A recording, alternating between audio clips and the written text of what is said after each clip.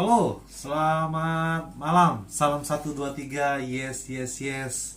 Jangan lupa dukung saya terus, subscribe dan like dan komen.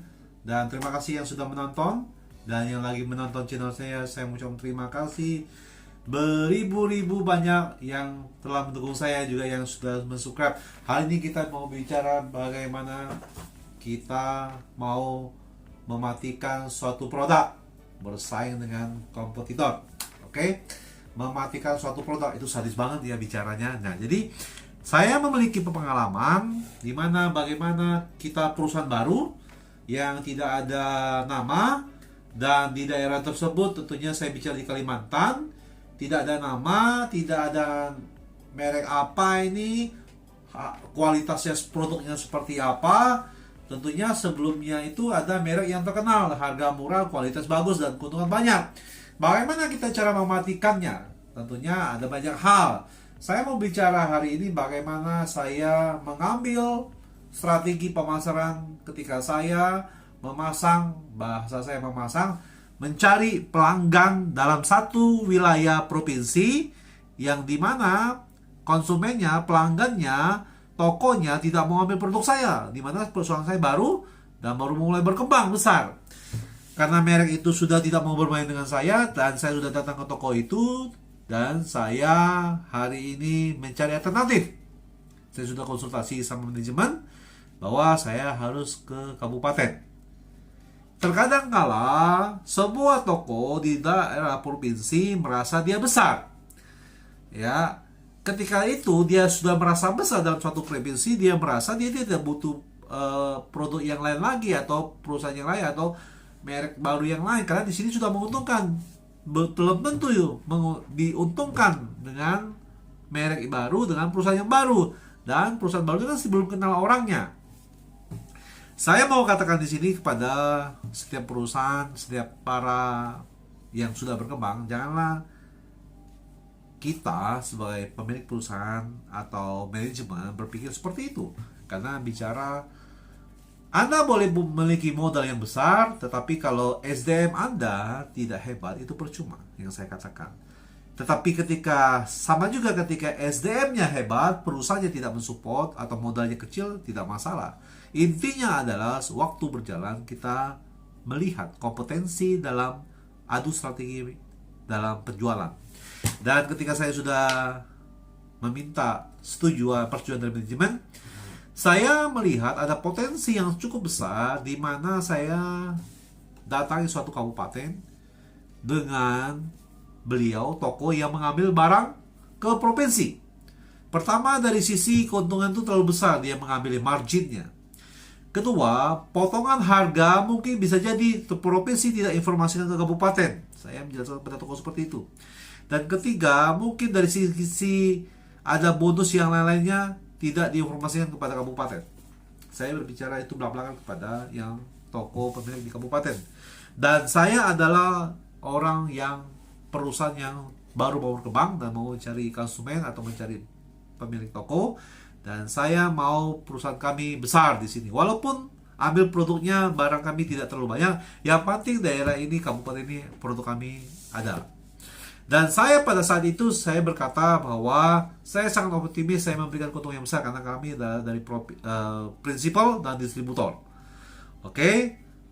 Syarat seperti ini, pengiriman seperti ini, mau order dikit tidak masalah. Yang penting melihat bagaimana kontribusi saya sebagai salesnya dan perusahaan kami memberikan kontribusi keuntungan kepada Bapak Ibu yang ada di kabupaten. Saya mencari pelanggan atau memiliki toko, mencari pelanggan toko yang mau mengambil produk saya itu di provinsi, di kota provinsi ada 2 toko, di kota Madianya ada 2, dan di kabupaten saya memiliki 2 dengan lokasi yang berbeda. Saya ya sangat yakin berjalan dengan waktu ada beberapa kualitas produk saya yang booming, yang orang banyak cari, dan disitulah kekuatan saya, percaya diri saya itu lebih panjang. Tidak sampai kira-kira hampir 3-6 bulan produk saya itu sudah menyebar luas dan keuntungannya sangat besar. Dan sampai hari ini produk yang dulunya pemilik toko tidak mau main barang mengambil barang yang sebelumnya merek tersebut sampai hari ini, detik ini, hari ini saya bikin channel, itu sudah tutup.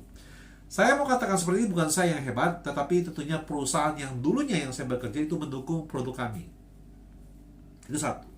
Kedua, saya sangat optimis bagaimana saya mematikan produk ini. Karena menurut saya, dengan kekuatan yang ada, dengan kualitas, dengan inovasi, dengan harga yang murah, promo besar-besaran, saya sangat yakin bisa mengambil market di daerah provinsi tersebut. Dengan pengalaman seperti itulah, saya sebagai orang bekerja kadangkala ingin, bukannya kita tidak mau memberikan kontribusi atau bersosialisasi, atau bahasa saya harap toko ini bisa mengambil produk saya, bukan tidak ingin, karena pemilik tokonya tidak mau. Nah, sebagai orang yang sudah berpengalaman di sales, saya tidak merasa itu suatu ya, kalau tidak mau ambil barang saya tidak masalah. Itu saya tidak merasa saya down, saya gagal ketika saya sudah berpengalaman dalam satu provinsi, orang itu tidak mau ambil produk saya tidak masalah. Karena berjalan dengan waktu, saya sangat yakin dengan kapasitas kemampuan saya bisa mengatasi yang dulunya produk saya tidak dikenal. Proses berjalan dengan waktu, dengan saling kunjungan, dengan follow up, dan memberi kontribusi yang besar kepada toko yang di kabupaten. Mungkin dalam sisi, karena mungkin orang besar kan tidak mau ambil barang yang keuntungannya kecil, merek yang belum terkenal, tetapi di kabupaten dia merasa bangga ada prinsip atau distributor yang membutuhkan dia. Jadi seakan prinsip distributor membutuhkan pemilik toko di suatu kabupaten. Itulah mengapa saya sangat beroptimis. Dalam pemikiran perusahaan mungkin dia merasa tidak maju, hopeless, tidak ada harapan untuk berkembang. Tetapi dalam optimis saya, dalam suatu daerah apapun itu, saya bisa merebut, saya bisa mengalahkan para pesaing, tentunya dengan cara-cara yang kita memiliki kompetensi didukung dalam suatu perusahaan.